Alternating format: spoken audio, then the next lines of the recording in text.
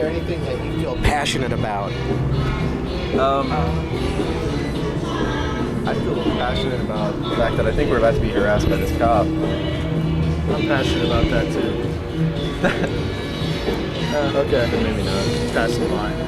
I cancel my passion. Yeah. Oh, that would have been awesome. Hey, That's a good interview. Okay, you can watch the cop interview us about what we're doing here in this town. I've heard that you can record them and they can't really do anything. 'Cause they're Yeah. not government. Instead of getting that much more pissed off. Yeah, that's true. Yeah. Well, I think there's something about Down. if you can only observe police action from like a certain. You have to stand within a certain radius because otherwise you're obstructing the You could have a gun in your camera. work of the cop. It's true. I have one of mine. You can shoot people with a camera. It's true. That's also true. They're rarely fatal.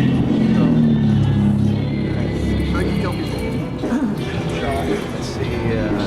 So, is there anything that you wanted to say before I try to think of a lame question?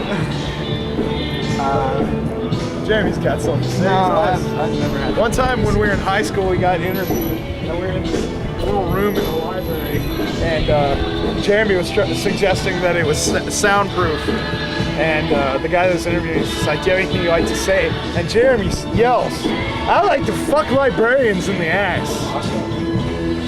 And there's a librarian walking by. We still don't know if they heard us. Probably not. I don't remember yelling, "I like to fuck librarians." Oh God. And he does. And how?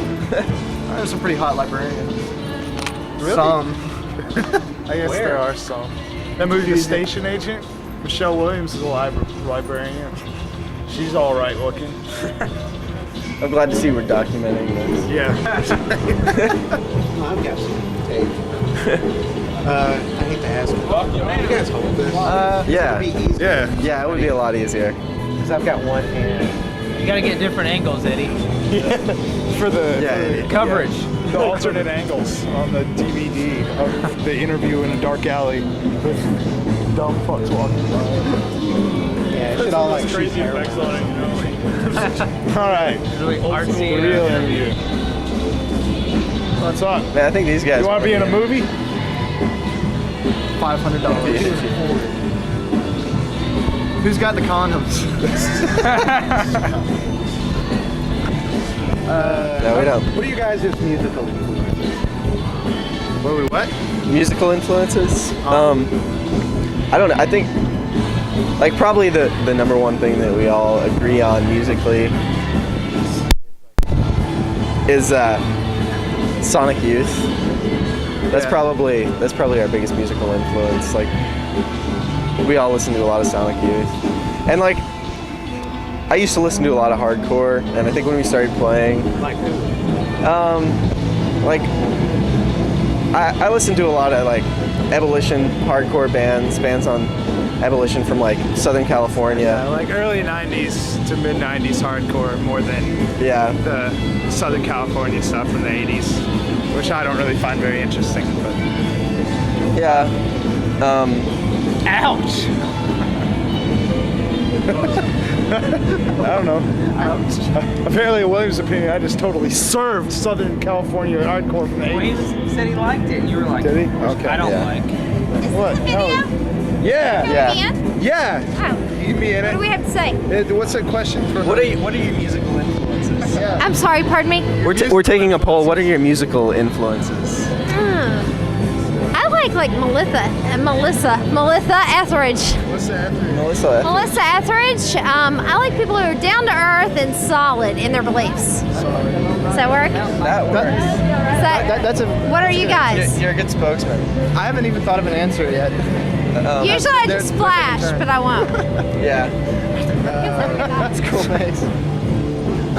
All right. There you have it. Melissa Etheridge and 90s hardcore.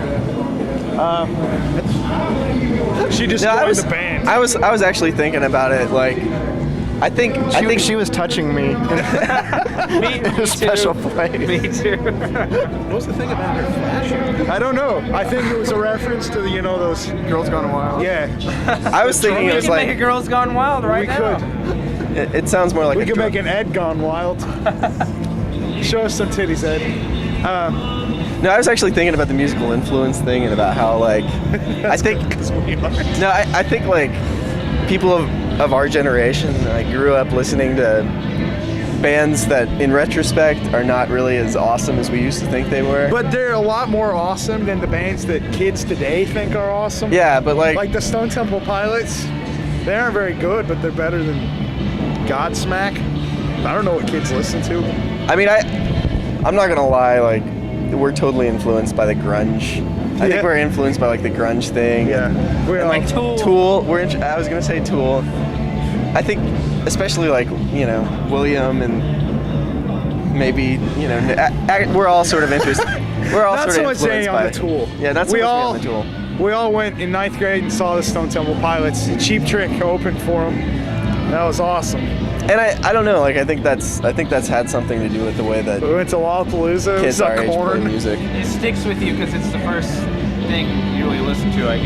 Yeah. That's when I learned to play guitar. Yeah, it's like there's stuff Rage Against the Machine. Yeah, there's stuff that shines in our music. Like when we're in high school playing, we couldn't get Jeremy to stop playing Rage Against the Machine riffs. Know Your Enemy was the song. But I'll still write stuff today on guitar though. I'll be like, man, that sounds like Alice in Chains or Soundgarden or something, and it's embarrassing, but that's what I was dancing around in my room to, playing guitar when I was in the 8th and 9th grade. I saw a Melvin sticker on your guitar. What's that about? I mean, I love the Melvin. Oh yeah, the Melvins. There's nothing wrong with the Melvins.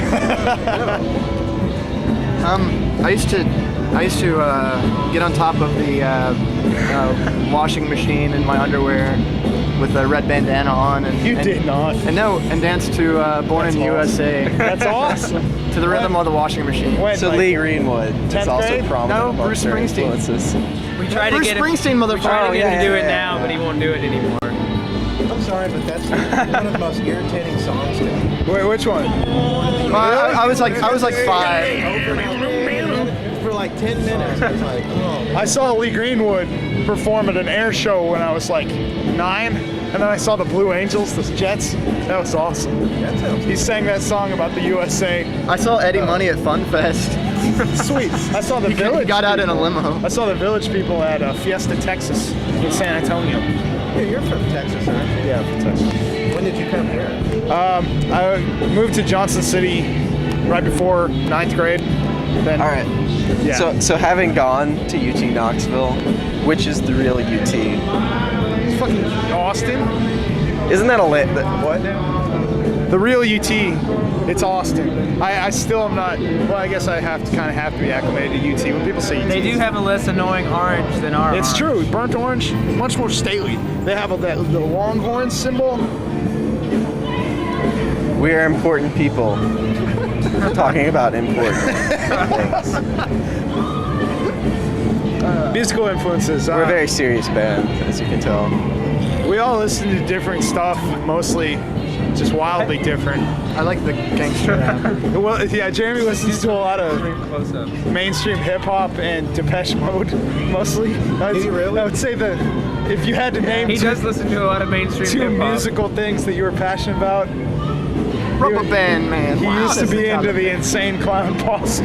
Oh, no, cut that out.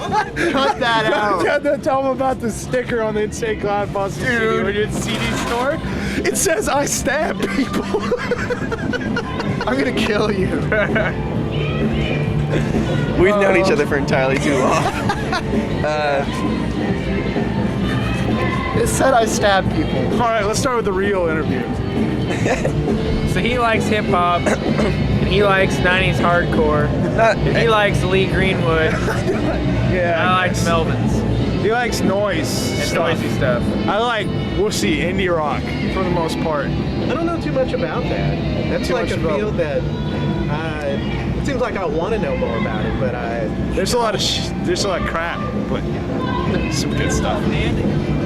William's always busting my chops over it, but I can take it most of the time. Nick listens to music for sensitive people because he's a sensitive guy. It's true. one thing that I heard about the Melvins is they, if they get really pissed off at the audience, they'll just have nothing but noise for like 30 minutes. Yeah, we've been there. Sometimes even when they're pretty happy with the audience. Yeah, I guess when we get pissed off with the audience, we just play Big Red Shoes. Yeah, that doesn't happen often. So in Johnson City, that happened. That was awful. What happened?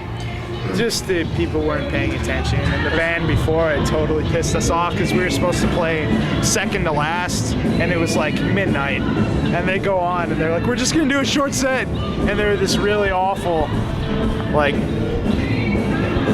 they're this really awful pop punk band. They stood up there and played like Green Day covers for their friends' benefits, and then we played. That band that played after us, was that the same show you're talking about? No, the Johnson City. Oh, okay. I was thinking about the other show when that band played, and it was just the drummer and the keyboardist. Here's Julian. Yes. Hello. My name is Julian. Thank you. I was very happy with the Bloodiest Night of My Life show. Unfortunately, I saw like the last like 2.5 3 songs, and That was when it was starting to go downhill. I was just about to get my nuts off, and then they stopped playing. We'll have to take care of that later.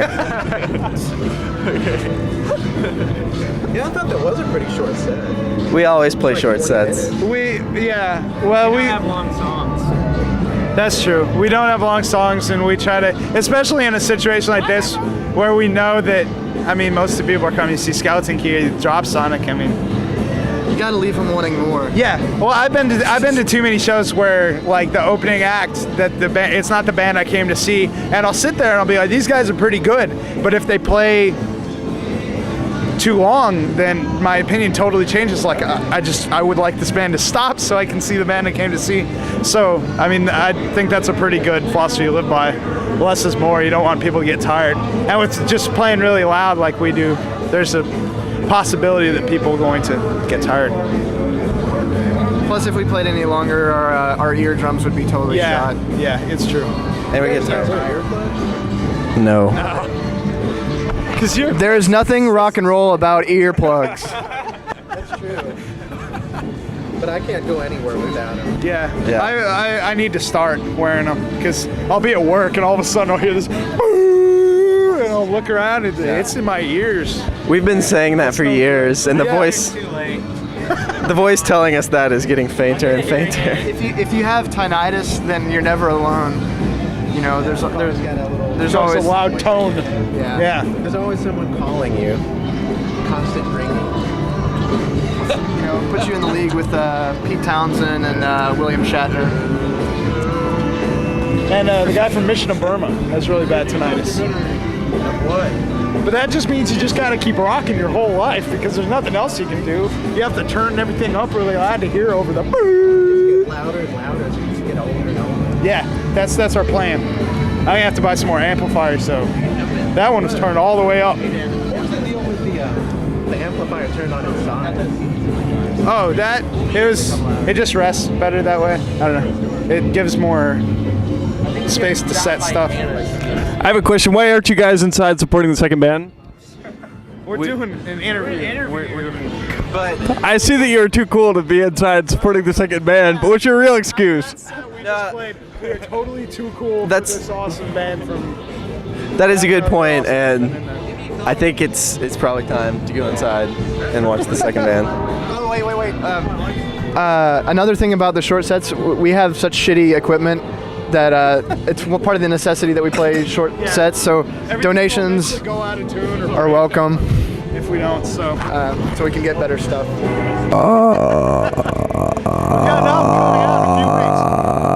Thank you. What's it called? In agony in 8 fits. Agony and aphids? In 8 fits. In agony in 8 fits. I think it's $8. 8. I'll get one. 8. Hey, then we finally have tied the number 8 into it. Because there were going to be 8 $20 at first, so fools like me will buy one, and then you can charge like $3 for The $30 version comes with naked pictures of Jeremy. And a His mom. for a hand job from William. It's a good deal. I can tell by William myself gives- What we're getting gonna at do the now mouth is sell that I'm them ready to cheap. buy This them. man gives good hand jobs. So you can look at the picture of Jeremy. Alright. I'm gonna go watch this band. Hands? Yeah. You kind of need to look at the picture of Jeremy because William doesn't give very good hand Yeah. jobs. Sorry, it's true. I do have kind of small hands. What? They're all crusty. Okay. All right.